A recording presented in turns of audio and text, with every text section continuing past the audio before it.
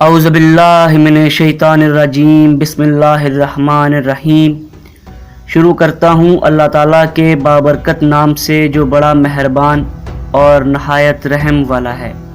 حضرت امام علی علیہ السلام نے فرمایا، درود پاک اتنی تیزی سے گناہوں کو مٹاتی ہے جتنی تیزی سے پانی بھی آگ کو نہیں بجھاتا۔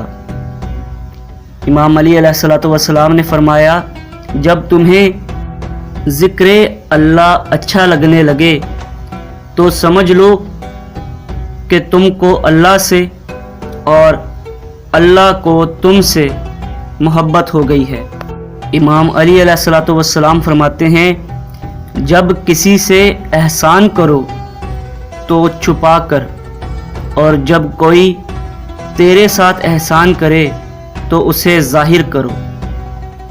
امام علی علیہ السلام فرماتے ہیں، ناممکن بھی ممکن ہو جاتا ہے جب کوئی ہاتھ اٹھا کر اللہ تعالیٰ سے مانگتا ہے۔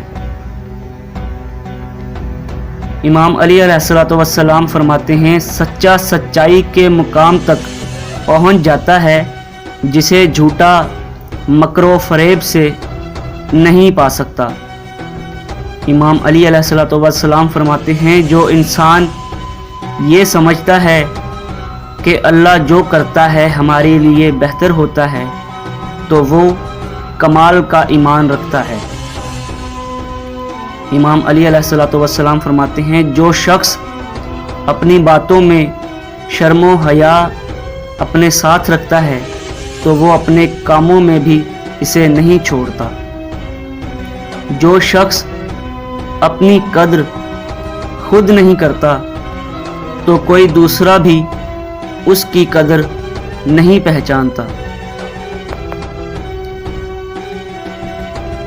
امام فرماتے ہیں، بری عادت ایک زوراور دشمن ہے اور خواہش پرستی ایک جان لیوا ساتھی ہے۔ دنیا میں سب سے زیادہ کم سچائی اور امانت ہے اور سب سے زیادہ جھوٹ اور خیانت ہے۔ جھگڑے میں کودنا انتہائی آسان ہے، لیکن اس سے باہر نکلنا اتنا ہی مشکل ہے۔ امام علی علیہ السلام فرماتے ہیں، جو شخص اپنی ضرورتیں بڑھا لیتا ہے تو اس کو اکثر محرومی کا غم رہتا ہے۔